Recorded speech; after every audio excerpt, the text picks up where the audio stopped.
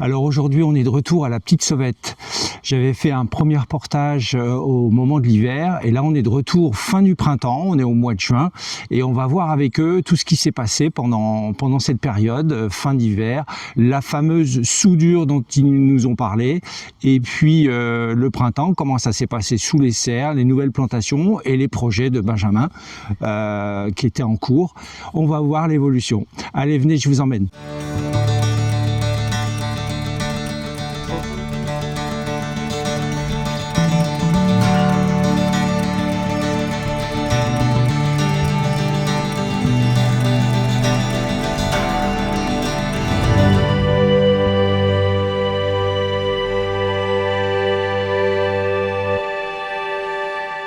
Alors, où est-ce qu'ils sont? Où est-ce qu'ils sont? Ils sont pas là. Ah, je vois une paire de chaussures. Ils doivent être dans les champs. Ça a quand même pas mal évolué. C'est bien. On voit les tomates qui poussent. Les courgettes. Alors, ah bah ils sont là-bas.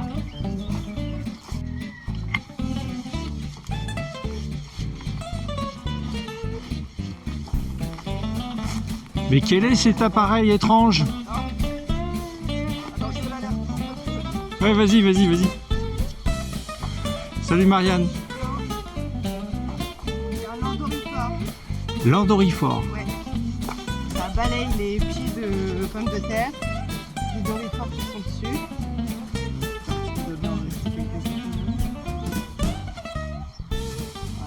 Bah, tu nous montres si tu vois des dorifores là, comment c'est? C'est un petit explosé. Attends, on va aller chercher De des- sciences naturelles.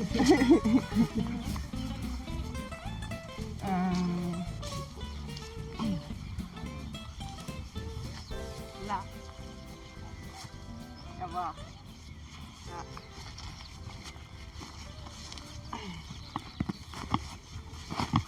Ça, c'est les larves de dorifores. Donc là, tu as les petits, les moyens, les gros. Ah oui, t'en as C'est plein là. vraiment Hakuna Matata, quoi. Un peu gluant, mais appétissant. D'accord, c'est ça les dorifores. Ça ressemble à des grosses coccinelles un peu. Bah, ça, c'est la larve. Après, Tu vois là, là comment Ah oui, d'accord. voilà. Et après, il n'y a pas beaucoup d'adultes, là. J'ai pas vu beaucoup d'adultes aujourd'hui. S'il y en a un, je te montrerai parce que c'est très joli une fois adulte. C'est zébré.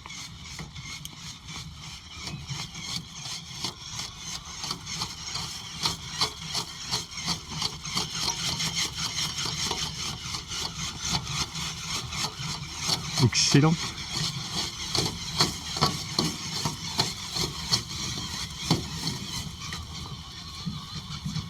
Et hop. Avec une perceuse. Et un petit accélérateur fait maison. Ouais, on balaie les plantes. Ouais. On balaie le jardin. Salut Benjamin. Salut. Et moi, je passe derrière, j'écrase ceux qui restent au sol. Bah ouais, c'est pratique finalement d'être sur des bâches comme ça parce qu'ils tombent pas dans la terre et Sinon, ils s'enterrent. Ouais. avec des semelles plates là, on écrase tout le monde. Tous ceux qui tombent parce que c'est paysan, hein, ça vole aussi. Selon la vitesse, tu peux les envoyer vachement plus loin. Et donc là, tu les projettes contre cette. Ouais, c'est ça. Ça tu enjambe, balayes ça enjambe la culture. Tu passes sur tous les rangs. C'est réglable dans tous les sens. Hein. Selon, tu peux être en plein champ sur de la terre comme sur des rangs très très très serrés. Et la visseuse, en tournant comme ça, elle fouette toutes les plantes. Et alors, les adultes, ils se laissent tomber facilement, donc à un rythme très lent comme ça, ça projette la plante contre la plaque qui tombe dans la gouttière. Et les larves qui s'accrochent un peu plus, il faut une vitesse un peu plus rapide. Et là, parfois, il faut attendre un peu que le dorifort il se lâche de la plante. T'es là, comme ça, tu passes le balai sur le plant de patate. Pour les récalcitrants, quoi. Ouais, c'est ça. Et franchement, ça marche bien. Enfin, Ça permet de contenir l'invasion. Ouais. Génial. Et ça, c'est un appareil que vous avez fait. On dirait, c'est du plan. On ne trouve pas ça sur le marché, je veux dire. C'est Alors, fabriqué maison. Maintenant, Quoi. oui, mais à l'échelle de grande culture. Et c'est Ah. ce qui a été l'élément déclencheur pour nous. On connaît depuis longtemps ça. Ouais, oui. Je crois que c'est le confinement. On a vu une vidéo d'un Russe dans son champ avec un truc qui ressemblait à ça. Et il y a des paysans qui se sont saisis de la technologie, qui ont fait de la rétro-ingénierie pour comprendre comment c'était foutu, et puis ils l'ont adapté à petite échelle. Et quand on a vu qu'ils investissaient pour passer à l'échelle tracteur, on s'est dit bon bah ça. Ah bah c'est que ça tout le fonctionne, monde ouais. valide quoi, s'ils passent du temps ou des sous dessus. Ouais. Et puis faut dire qu'après au moins 50 dorifores à la main, on en avait un peu marre aussi. Enfin on passait à la balayette à la main Ouais, sur donc, chaque pied de et donc patate. courbé comme ça. Bah, Et même pas avant, même on les récoltait juste à la main, on les mettait dans des bouteilles. Au début on les écrasait, après Ouais. on les capturait dans des bouteilles, après on a commencé à les foutre dans des seaux. Ouais, voilà. Et comme c'est tous les 2 jours, bon, ça Ouais. prend du temps. Et donc là déjà, bon là c'est la première fois que moi je passe, c'est un essai pour écrabouiller ceux qui restent derrière. Mais sinon, ça a libéré une personne pendant Ouais. 2 heures tous les 2 jours aussi cette machine quoi. Donc Et sur comment dire, sur la capture du doripore, enfin sur la pression contre ces insectes, une personne en a gagné plus de 2 heures à peu près par cycle. Là où on mettait 3 heures avant à 2 peut-être, maintenant je mets 1h30 tout seul ou 1 heure quand il y a peu de pression. C'est l'ergonomie qu'on a travaillé depuis le début. donc là c'est nos pommes de terre de conservation pour toute l'année. c'est-à-dire tout pour toute l'année. On va les sortir dans 1 mois et demi environ. Et donc on va commencer à les vendre. Et puis, enfin oui pour toute l'année, non je mens parce qu'en fait nous on en a jusqu'à Noël à peu près. Jusqu'à Noël. Ouais, comme on n'a pas de chambre froide, après elles s'abîment et c'est compliqué de les vendre. Donc voilà. C'est quel type de patate? Les variétés, qu'est-ce qu'on a mis comme variété? Et en variété on a Anoé, On en a 2. On a la zen. Anoé c'est la première. c'est trop lent. Ouais, on change tous les ans donc mais là on en a que 2 cette année, on a fait simple. On a la zen et Il n'y a même plus de rose. je sais plus. Et là, au niveau de la surface que vous avez en plantation, ça suffit pour un an pour... C'est une petite plantation, on a réduit parce que on n'a pas un terrain fait pour la pomme de terre en fait. D'accord. Donc on en fait un peu pour en avoir parce Ouais. que quand même c'est bon. Mais on essaie aussi de passer pas trop de temps et d'énergie à ça parce que c'est pas là où on n'a pas le sol pour faire ça hyper bien quoi. D'accord. Donc Ça nécessite vachement d'eau. ouais, Nous Ouais. c'est très séchant ouais. et on n'a pas de quoi les irriguer avec des grandes rampes d'aspersion. On Ouais. a fait ça à plusieurs fermes dans l'autre parcelle, 3 ans, 4 ans. Oui.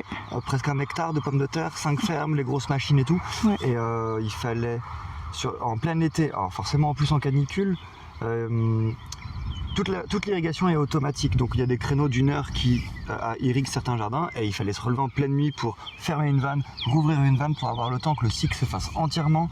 Et c'était 3 rangs en 2 heures, puis 3 rangs en 2 heures, et le lendemain on changeait les vannes, on allait sur la... C'était ingérable et ça n'a rien donné. On a Non, récolté En plus, oui. moins Ouais. que la semence cette année-là. Ouais, On ouais, a dit stop, Ouais. on fait peu de patates, ouais. mais avec de l'eau dessous. Ok. Et alors, donc, du coup, depuis ma première venue, qui était au mois de février,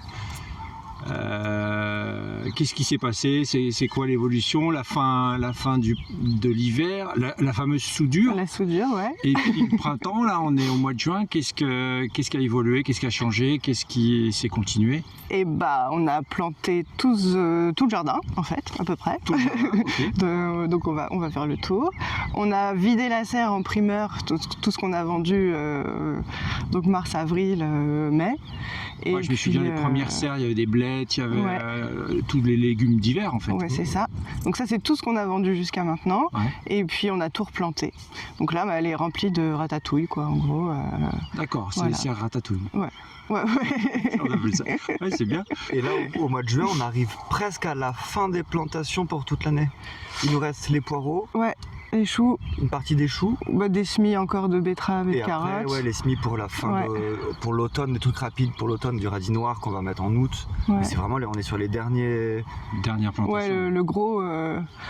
Enfin, Bah, on est dedans là. oui, voilà, on se dit, allez, plus qu'un mois de grosses plantations, et après. Ok, et après c'est...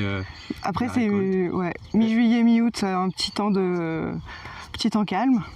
où les clients sont un peu partis en vacances. Nous, on n'a plus de grosses plantations. On n'a pas forcément de grosses récoltes. Donc voilà, c'est un peu, on souffle un petit peu. Ok. Et puis après, ça reprend jusqu'à Noël. En Jusqu'à folie, Noël, quoi. d'accord. Ça Ouais. commence par toutes ces grandes récoltes, les pommes de terre, les oignons, l'ail, on va bientôt commencer, Ouais. Les échalotes. les courges après, Ouais. et en parallèle, toutes les ventes jusqu'à Noël, plus les semis. Mais vraiment, c'est là, on est dans la fin des plantations, après on se dit cueilleur-vendeur, Ouais. et en parallèle, on fait les récoltes Ok. quand on est dans la belle saison. On va voir ce qu'il y a de. Ce qu'il y a d'autre. Ok.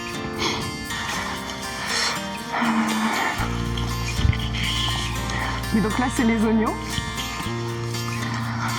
Bon, on a une technique de plantation de psychopathe. Les psychopathes. Voilà.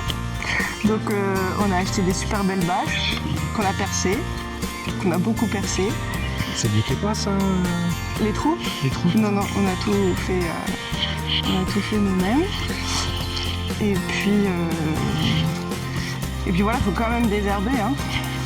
Mais justement, tu désherbes avec quoi? C'est un outil de torture que je vois là? Alors c'est au contraire, c'est pas un outil de torture, c'est être à quatre pattes qui est de la torture. Non, ça, alors ça c'est pareil, c'est l'atelier paysan, comme la récolteuse à Dorifor là. Ça s'appelle un lit de désherbage et ça permet de désherber allongé. Ce qui fait que on arrête les traumatismes des genoux, les problèmes de dos, on est suspendu et à bonne hauteur. Pareil, c'est réglable dans tous les sens, c'est réparable, c'est adaptable en largeur, etc. Moi je me mets même un petit toit pour pouvoir travailler sous la pluie et en plein soleil. Ah, c'est confort alors. Alors ça fait aussi un peu mal à la cage thoracique à force d'être écrasé aux hanches parce qu'il y a les barres de métal, parce que c'est encore une fois c'est paysan, c'est à l'arrache et que ça coûte rien du tout. Mais moi ça m'a changé la vie. Enfin, Oui. je me suis mis au désherbage, disons-le. Ouais. C'est vraiment. Tu nous montres? Si vous voulez. Allez. Alors on a l'air un peu idiot hein, quand Oh on non, fait ça. non, bah non. Mais, On va dire ça.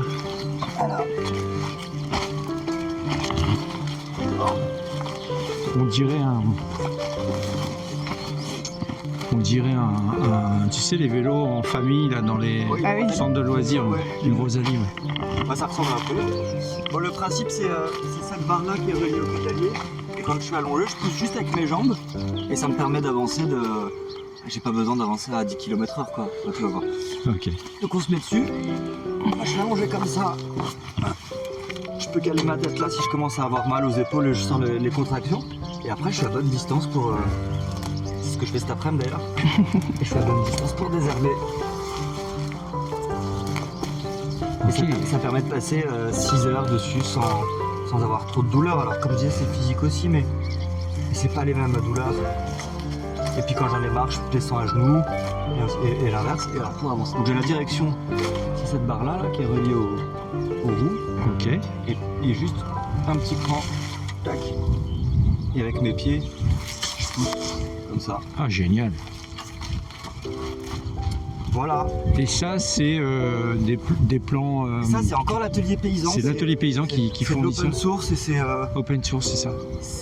on le construit soit avec eux comme j'avais expliqué, soit on peut récupérer tout le métal déjà découpé et toi tu l'assembles et tu peux récupérer même le métal brut et c'est toi qui découpes toutes les longueurs, etc. Nous ça on l'a fait en atelier avec eux parce que à l'époque j'apprenais à souder.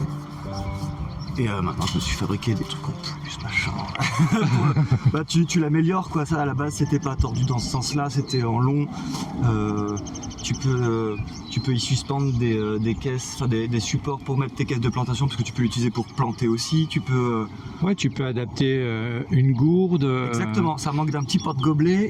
Un petit ventilo avec un moteur de. Ouais, non, peut-être pas à ce point-là.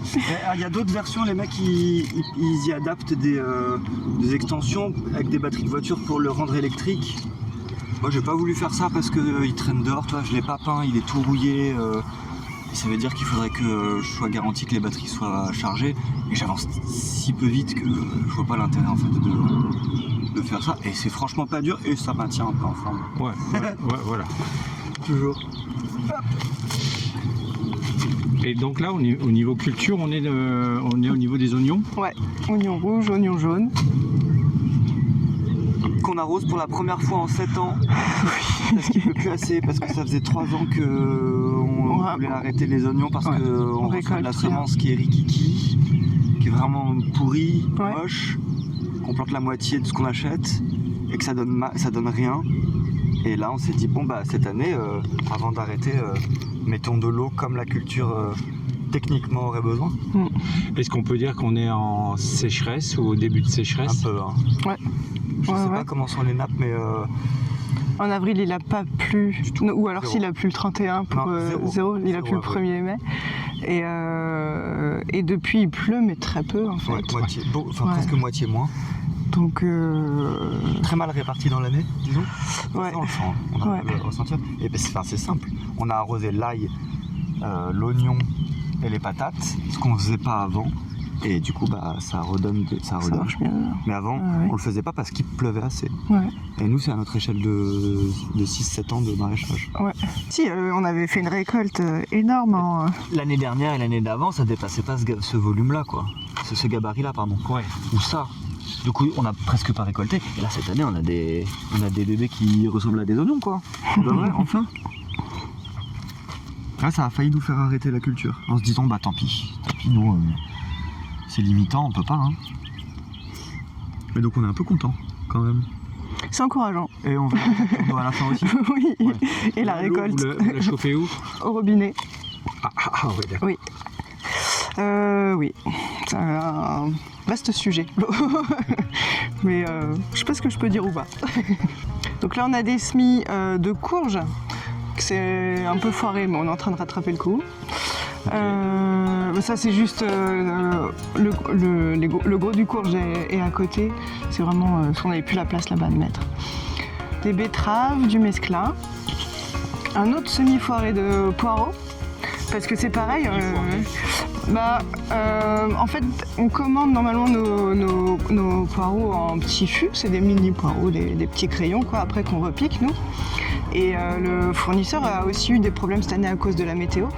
Donc on a reçu des mails un peu alarmants en disant qu'on allait peut-être pas, on va pas recevoir ce qu'on a commandé. Donc nous on avait des vieilles graines qui traînaient, on les a semées comme ça pour voir. Et ça n'a pas poussé, voilà. Donc on a... C'est aussi que c'est la première fois qu'on fait du poireau à partir de la graine.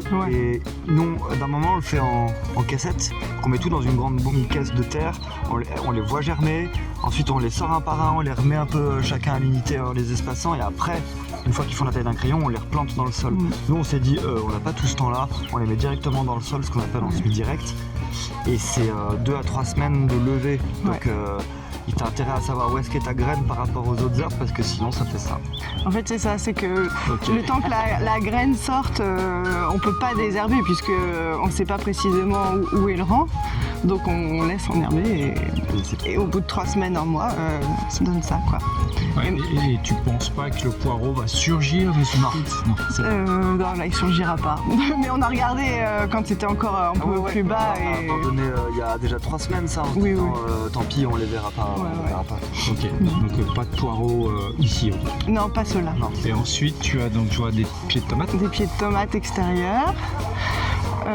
Ensuite on a du melon, des courgettes,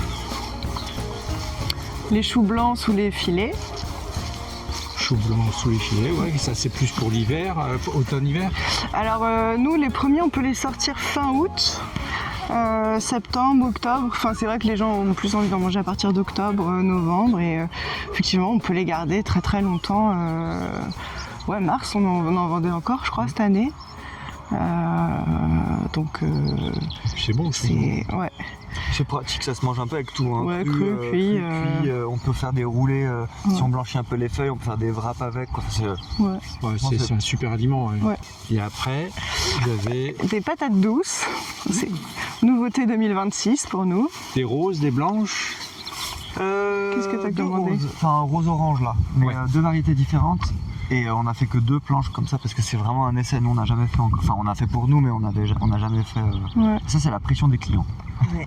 Tout le monde nous en demandait. C'est vrai que c'est bon quoi.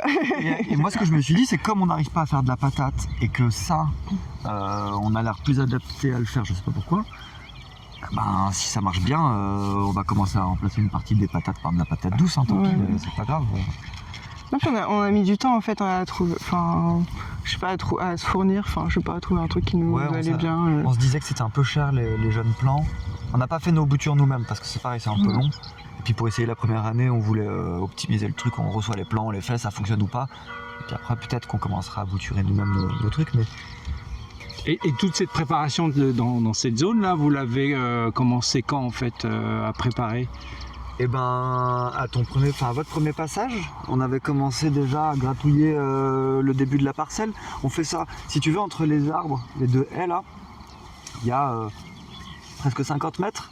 Et moi, je travaille ces blocs-là d'un coup. Comme ça, je passe qu'une fois au tracteur. Ok. Donc, c'est de la prairie comme on a sous les pieds là. Et puis, je gratouille avec des petites dents.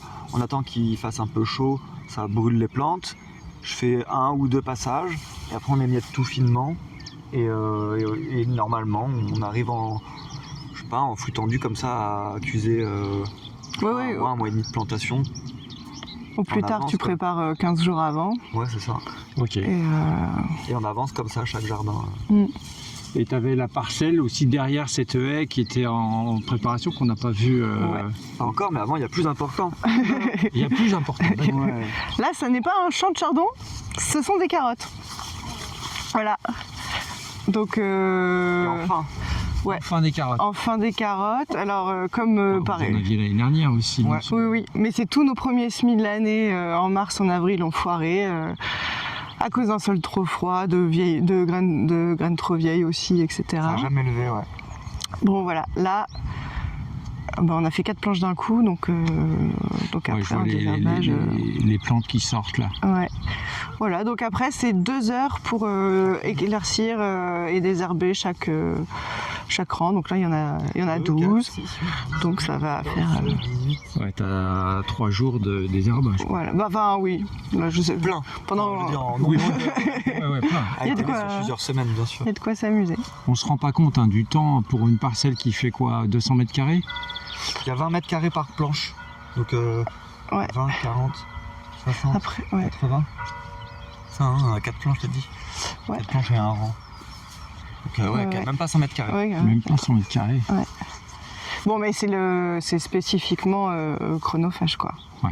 Enfin, c'est vrai que c'est quand même parmi les légumes les plus pas compliqués, mais qui demandent le plus de temps, quoi, et d'attention.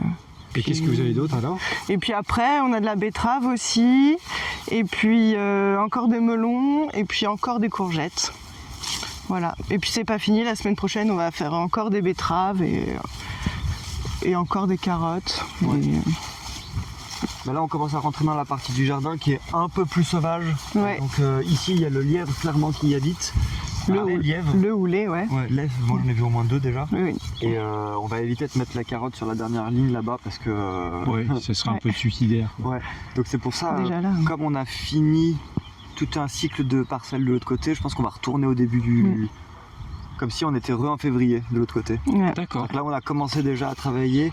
On va revenir exceptionnellement. On fait pas ça d'habitude. On généralement on cultive une ligne et puis on avance dans l'année. On laisse s'enherber comme ça refait de la végétation. Et on a assez de place. Mais là, En plus, les plantations, les choux qu'on plante maintenant pour l'hiver. Donc c'est bien, nous, on fait ce qu'on peut. Là, il reste de la place. Là, on les met là. Mais quand au mois de mars tu viens, il faut que tu ailles chercher ton chou au fond à 200 mètres alors qu'il n'y a plus rien avant. Tu te dis bon merde, on aurait dû les mettre peut-être devant. Peut-être plus ça, haut, on quoi. pas trop à anticiper à se garder une parcelle dédiée à... Parfois oui, à quand on... Et tout ça parce que tout le jardin qui est de l'autre côté là, on a tenté cette année de le mettre en engrais vert pour amender un petit peu en matière organique, quoi. Donc le cycle d'engrais vert, c'est c'est avoine, pois fourragé, févrole, donc 2 légumineuses pour apporter de l'azote et une graminée pour apporter de la paille, du carbone. Et on n'arrivait pas les autres années parce qu'en fait il pleut pas au bon moment. Donc on peut semer à la volée et s'il n'y a pas un orage pour faire germer tout ça, tu jettes tes graines dans le sol. Ouais. Et là j'ai bon espoir, je peux aller voir si ça avait levé, je l'ai fait il y a 15 jours. Je pense que ça commence à lever vu le nombre d'oiseaux qui sont dans cette parcelle-là. Et donc comme on a condamné 5000 m², il a fallu aller les retrouver. Et comme on ne peut pas amener l'eau jusqu'au bout sur l'autre, on est obligé de retourner devant. Enfin c'est tout une rotation. Ouais, c'est notre rotation à nous, quoi. On essaie de bricoler ça comme ça. Allons voir à côté de quoi on parle. Donc là, il y a nos pommes de terre primeurs, Les primeurs, les petites Ouais. primeurs. petites primeurs de plein champ. Voilà, elles sont quasi prêtes, juste il faut qu'on ait Ouais. le temps d'y aller. Je vais aller les chercher. Alors c'est un peu pratique, on les bute pas, on les désherbe pas au tracteur, on les récolte à peine au tracteur, mais quand on retire la bâche, les pommes de terre, quand on les plante, on les met un peu profond, hein, quoi, 10-15, et quand on débâche, on gratouille avec la main et en fait elles affleurent presque. Donc s'il fait trop chaud et qu'elles sont trop sous la bâche, elles vers 10, celles-ci, nous on se les garde pour nous. Et si ça s'est bien passé, presque pas d'outils quoi. On est à genoux, à quatre pattes avec notre cagette et plutôt rapide. Ouais, on va avoir des oignons. Ouais, il reste des oignons. Là, au niveau des patates, t'en auras pour tout l'été. Ouais, à peu près. Ça, Ouais. plus l'autre. Ouais. Ça, ouais. C'est celle qu'on vend en premier. Là, on va la sortir au 25 juin précisément, on va commencer. Et ouais, et après juillet, août, septembre, ouais. Oui, on écoule celle-là d'abord vu qu'elle est primeur et qu'elle se garde pas. Et après, on vend la conservation. Et après, vous avez la L'eau- friche. L'oignon jaune, la friche, ouais. Ouais, là, on a. C'était tellement. Avec plein de cailloux qu'on a un peu. On devait mettre tout le printemps là, puis finalement, on est retourné à côté parce que. C'était pas possible. Du mesclun encore. Ouais. Le mesclun qui a eu un peu chaud là pendant la canicule. Et donc à gauche, il y avait navet, radis, enfin 2 rangs de navet, un rang de radis, là où il y a les petites fleurs bleues. Ouais, navet, on a fait un nouveau cette année, c'était chouette. Il donnait envie sur le catalogue, il est tout blanc là, un navet un peu sous forme de. Il ressemble un peu à un radis. Et on l'a trouvé super doux au printemps. Il a plu, je crois, hein. Moi j'ai eu des bons retours, des gens qui m'ont dit ah, j'aimais pas le navet, et puis en fait c'est tout doux, c'est chouette. Donc je pense que lui, on va le refaire. Hein. Ouais. Quand tu dis sur le catalogue, c'est C'est quand chez nos semenciers, l'hiver quand on a le temps, parce que nous on a nos variétés classiques, on sait elles fonctionnent. Mm. Et puis chaque année on essaye des trucs un peu nouveaux, voir si et ça plaît, est-ce que ça fonctionne chez nous, est-ce que c'est plus ou moins facile, et puis on l'adopte si ça remplit plusieurs critères, Ouais. enfin, si c'est fluide quoi avec Ouais. cette culture. c'est qui vos semenciers? On peut les nommer? Ouais. Ah oui. Nous on est chez. Cette année à Grosse-Mance. On a longtemps été chez SM Bio. Après, il y a eu une rumeur de baisse de qualité chez SM Bio. Donc là, on a tout pris chez Agrossemence, mais il y a aussi des problèmes. Donc, On tourne avec SM Bio et Agrossemence, Ouais. et puis parfois on va chercher un truc précis chez du Crétet, ouais. mais il y en a. Ouais. Il y en a un paquet. Et là, c'est C'est nos- des courgettes aussi là. C'est nos courges, nos 1000 pieds de courges. Donc, ouais, devant nous, c'est les petits marrons. Là-bas, tout là-bas, c'est les butternuts. Voilà. Ça, c'est pour l'automne. C'est pour l'automne, ouais. Et tout l'hiver. Hein. Ouais. Parce que les musquets de Provence, on peut les Oui, tenir c'est vrai. jusqu'à Mars, avril. mars, avril les ouais. dernières. Hein. C'est que nous, on les rentre ouais, pour le 1er octobre et puis. Et donc, ce que tu disais tout à l'heure, c'est qu'à partir de là, ici, là, mettons Ouais. la limite, tu vas tout reprendre pour... On va laisser les fèves parce que je vais reprendre Ouais. cette parcelle d'ici la semaine prochaine. Hein. Ouais. Et je vais commencer par un coup de broyeur pour rabaisser la végétation. Ranger Déjà, on va les ranger les filets. filets, les arceaux, les bâches qui traînent dedans. Et après, ouais, voilà, un coup de broyeur, un petit coup de dent. Et comme on a déjà travaillé cette parcelle et que c'est des sols qui sont plutôt maraîchers, eh ben, ça va aller vite, quoi. Si ça fait des grosses mottes, j'ai m'y être avec un outil fait pour. Et après, tac, je pense qu'on y met les choux, les grosses plantations de choux qui arrivent, les dernières là. Ouais, dans 15 jours. Et ça évitera d'aller au fond du jardin avec le lièvre. Enfin, quoique le lièvre, on l'a vu quasiment sous la serre. Il est donc, pas- il il se est balade, partout. mais oui, je veux dire, on passe plus souvent ici. D'ailleurs, si Ouais. les gens ont des chiens chasseurs, ils veulent venir balader leurs chiens. Il n'y a pas de problème. Et les chats Nous les. Ah ouais, ils nous ont déjà ramené des bébés lièvres. Ouais. Mais ils sont après, les adultes là, ils sont vraiment énormes. Donc je pense que ouais. Bon, après, peut-être qu'ils se font peur hein, s'ils se croisent ou. Je sais pas, tu sais, moi hier, il m'a vu, je l'ai vu, Ouais. il était à 1 mètre de moi. Ouais. On s'était pas croisés, il était comme ça dans la mutation et on s'est retourné, il a mis ses oreilles comme ça. Putain, puis il est parti en courant. Je sais pas trop par où d'ailleurs. On va peut-être l'apprivoiser. Moi je viens d'apprendre que ça faisait pas des terriers. Donc ça vit dans les tas. Donc là, des haies. Ouais. Moi je pense que je vais lui filer quand on cueille les salades, on épluche un peu, je crois que je vais mettre tout ça au fond et faire un tas de compost là-bas et qui se nourrissent. Ouais, ça fera sa cantine là-bas. Là, on est au bout de la parcelle. Il y a quoi sous les filets là? Donc il y a des choux de Bruxelles là, il y a 8 planches de choux de Bruxelles. Donc qu'on a planté il y a 15 jours. Donc là on est au 10 juin, donc voilà fin mai.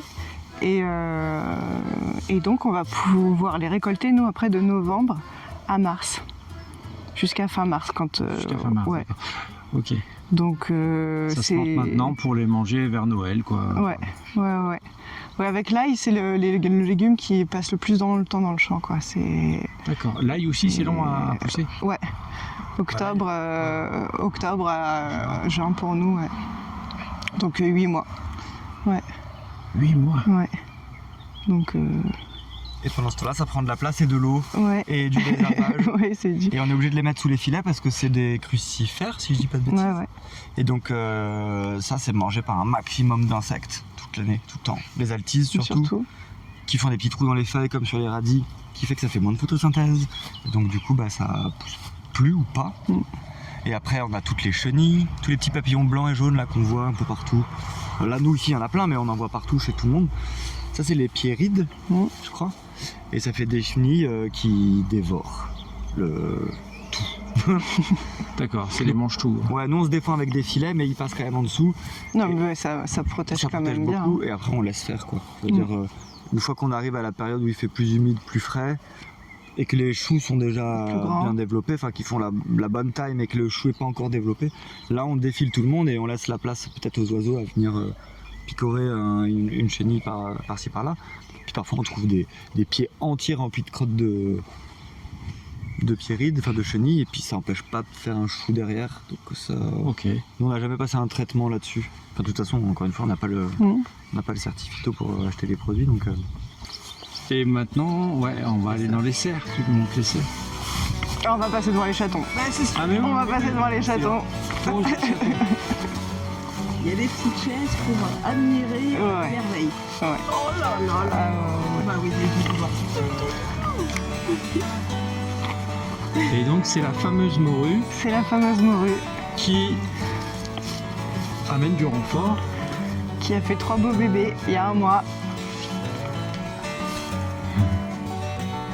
Et ils sont adorables. Donc ça c'est c'est nos produits à nous contre les mulots quoi. T'inquiète pas morue. Et donc là sous les serres, qu'est-ce qu'il y a de nouveau? Je me souviens la première il y avait des blettes. Ouais. Et maintenant vous avez mis quoi? Maintenant c'est tomates cerises. Tomates cerises. Tomates cerises au milieu de la planche là, sinon c'est des piments. La deuxième planche juste devant toi, là c'est des poivrons. Ok. Concombres, haricots verts. Haricots verts qu'on est en train de manger. Ouais, qu'on est en train de récolter. Et ils ont du mal à franchir les portes de rouillé, nos haricots verts.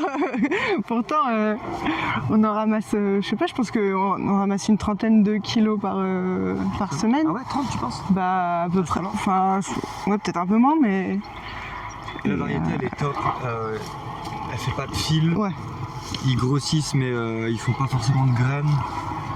Et ça fait plusieurs années que sur les conseils d'un collègue on a fait cette variété. Et, c'est une Rolls. C'est dommage, elle est naine donc on se casse le dos. Ouais. Donc c'est quoi? On y passe 2 heures à 2. C'est ça? Ouais, ouais, oui. Et ça nous fait aller des petites cagettes de 3 kilos. Il faut 22 kilos quoi, selon les semaines. Il faut combien de temps à peu près pour transformer une serre d'un légume à un autre? C'est-à-dire? Là, il y avait des blettes et tout. Ouais. Pour arracher, transformer, nettoyer. Mettre à nu et replanter quelque chose derrière. Oui, voilà. Si on a le temps de faire les choses bien, ça peut prendre 15 jours, enfin étalé sur 15 jours. Après là, nous, par exemple au printemps jusqu'à mi-mai, on récolte jusqu'au dernier moment pour pas gâcher, par exemple les blettes. Et après, en 24 heures, en une journée, on les arrache, on passe le motoculteur. Ça dépend des cultures aussi. Ah oui, ça va vite. Ouais. À une vitesse. Tu te sers aussi de l'outil là pour désherber, pour planter? C'est Bah, la même chose. Il est un peu pénible à déplacer parce Ah. que c'est un gros bébé quoi. Mais généralement je le positionne. Enfin, cet outil-là, moi je le positionne sur des trucs qui vont me prendre plusieurs semaines. Ouais. Là il est sur les oignons, ça fait 2 mois, 1 mois et demi qu'on est dessus. Oui, certains l'utilisent en lit de plantation, nous, Donc, il nous, déplace nous, facilement, pas trop. etc. Ouais. Moi je le laisse vraiment fixe à un endroit où ça va me prendre vraiment du temps. Ok. Et puis là c'est sous bâche, donc très peu de désherbage. Ensuite, on a les aubergines. Virginie, ça je reconnais. On a un petit reste de betterave dans les mauvaises herbes là. Donc aubergines blanches au milieu et puis les noires sur le côté. Et puis de la pastèque là tout à droite. Qui a bien pris cette année. Pastèque. Ouais. D'accord. C'est mon petit. Et je pense que pour une année, enfin pour une fois, comme il a quand même fait déjà 30 degrés, 28 degrés au mois de mars en extérieur, dans la serre ça a bien réchauffé, je pense plus que les autres années. Ouais. Oui, là, elle a bien. Et cette année, elle a bien pris. Il y a des années, mi-août, elle a fait 2 feuilles. Mm. Là, elle a commencé à courir, c'est chouette. Mais vous en aurez pour cet été les pastèques? Ouais, elles ont... Ouais. Ça va assez vite. Moi, je trouve ça grossir. plutôt long, non? Bah mi-mai, nous on les plante mi-mai, puis on les a quoi, mi-fin août quand Ouais. on les a. Plutôt pour la rentrée scolaire, Ouais. généralement. Et Contrairement au juin, melon juillet, août. qui s'apprête à être prêt d'ici 3 semaines, quoi. Ok. On a planté à peu près la même semaine. Non, Non ceux-là on les a plantés semaine 12. Ah, mais oui, c'est la ouais, série précoce. c'est précoce. Oui, Donc des semaine petits. 12, C'est le coup, c'est- c'est fin mars, début avril. Et donc ensuite. Donc deuxième fournée de haricots verts pour prolonger la première. Donc Ok. là, on va faire la première récolte demain d'ailleurs. Des petits concombres qu'on a plantés hier. Tomates et concombres qu'on est en train de récolter en ce moment. Les variétés de tomates, vous avez mis quoi? Là, c'est une ronde. Je sais. Bon, en général, C'est on a- la Paola. Oui, voilà. La Paola. Ouais, on essaye d'avoir une ronde un peu classique ou pour faire de la tomate farcie. Ouais, ou la tomate. Vous avez celles que vous avez d'habitude, les roses. Ouais, t'inquiète pas. elles sont Bah, au on a fond là-bas. celles qui nous plaisent, quoi. La rose de Berne, la cœur de bœuf. Bah, surtout oui, de la cœur de bœuf, c'est qu'il faut en avoir un petit peu. Mais, De la enfin, marmande parce qu'elle est assez précoce et qu'en fait elle fonctionne très bien ici. Ouais. Qu'elle est côtelée, que c'est une tomate ancienne. Et donc généralement une ronde comme tu dis, toujours plusieurs variétés de tomates cerises de toutes les couleurs pour faire des plateaux mélangés apéro genre. Et Et cette là, année on a pris on a fait 10 pieds de bleu, une green zebra, une orange, une jaune pour faire plus de couleurs quoi. Genre, des mélanges panachés. des sachets mélangés quoi. Comme elles sont mélangées, on va récolter ça sera joli sur l'étal. Voilà, mais il y aura de la rose de Berne, Ouais. moi, ça reste ma chouchoute. Et ensuite, là, Bah, donc les 2 planches de melon là sur la gauche. Et là, ils sont Donc là. ouais, on peut voir il y a un peu toutes les tailles. je vois les courgettes. Courgettes. Là, ils sont là. Ah ouais. Ah oui, il y en a partout. Et puis ça va s'étaler sur jusqu'à cet été quoi. Parce que là il y a ceux-là, il y a eux qui arrivent, il y a toutes les fleurs qui potentiellement vont donner des Ouais. des aussi. Et on fait rien nous en entretien. Puis, normalement il faut les tailler un peu comme les concombres et tout ça nous on laisse courir. On laisse faire. Bon, c'est un choix quoi. C'est un choix, mais On, perd- si vous taillez pas, Non. qu'est-ce qui va se passer? enfin, on va perdre un petit peu en gabarit je crois de melon. Oui, c'est ça, je pense que ça fait des. Et, À la fin, on a des petits melons. et ça devient très vite le bazar. Moi j'ai fait des études de biologie végétale et plus t'as de feuilles, plus il y a de photosynthèse. Ça répartit bien la sève sur l'ensemble des fruits. Puis c'est un taf. En fait nous, On n'a pas le temps de tout. ouais, notre philosophie c'est quand même on plante, on se casse, on va faire autre chose et on fait que planter. Et s'il y a que les tomates qu'on guide à la verticale parce que sinon c'est Oui. une jungle comme ça, hein, Oui. c'est une liane aussi. Et les concombres, mais les concombres on les taille pas. Bah, on plante de la manière à ce qu'il soit le plus autonome possible. Ouais, c'est ça. Irrigation, bâche, filet s'il faut, etc. Ça peut nous apporter des maladies parce que ça ventile un peu moins, mais Et après, on laisse faire. Mais de toute façon, on n'a pas le temps de. Ouais. On n'aurait pas le temps de. il faudrait être 4. Ouais. Au moins 4 à temps plein ici. Ok. Et voilà toutes les autres tomates alors. Ouais. Ouais. Donc tu as des grosses. Donc là, c'est celle qu'on a mis pareil semaine 12, les premières marmandes. Et puis celle-là qu'on a mis plus tardivement mi-mai. En fait, on attend parce que comme ça, on a des légumes au printemps dans la serre à manger. Ok. Et puis, de toute façon, après, les gens sont en vacances, donc nous, si on en a trop tôt, bah, on les jette. Donc, autant attendre septembre que tout le monde revienne. Voilà. Et donc, la rose de Berne, je sais plus. Alors, j'ai entendu plein de choses sur les gourmands et il y en a qui disent qu'il ne faut pas les enlever, d'autres qui disent qu'il faut absolument les enlever. C'est quoi votre... Bah, c'est comme le melon, en fait. Plus tu laisses de feuilles, mieux ça fait la photosynthèse et mieux ça pousse. Enfin, après, nous, en gestion, c'est impossible de les laisser. On pourrait pas les récolter, on pourrait pas passer. Okay. Donc, c'est pareil, on a des plus beaux fruits comme ça en guidant la sève. Donc pour les tomates on le fait et c'est surtout au temps de récolte parce qu'on a tenté de faire des tomates de plein champ pas taillées. C'est une yam. Déjà les tomates elles sont pourries parce qu'elles touchent le sol et puis la récolte ça allait que c'était pour nous, on vendait pas encore mais en temps de récolte après c'est impossible. Je dirais. Ouais, une maladie. Ouais, c'est ça. C'est si toi tu veux, en fait ça fait de garder les gourmands, ça fait plus de tomates mais moins grosses. Et nous on a un aspect commercial qui fait que si on sort des tomates à peine plus grosses que nos tomates cerises, c'est parce que les gens cherchent sur les étals. Alors on a aussi les tomates qui sont plus petites pour ça. Pour que ce soit gérable, nous on taille quoi. Sur une autre. D'accord. Ok. Et parfois on peut partir d'un pied, enlever tous les gourmands, en laisser un, enlever tous les gourmands, faire partir la tomate sur 2 têtes du coup. Tu coupes l'apex, tu laisses 2 gourmands, ça fait 2 embranchements. Les gars font ça en tomates greffées. Ils font partir ça sur 2 ou 3 embranchements. Oui. Chacun fait un peu comme il veut, comme ça. il l'entend, Ouais. selon sa gestion, sa stratégie, tout ça. Okay.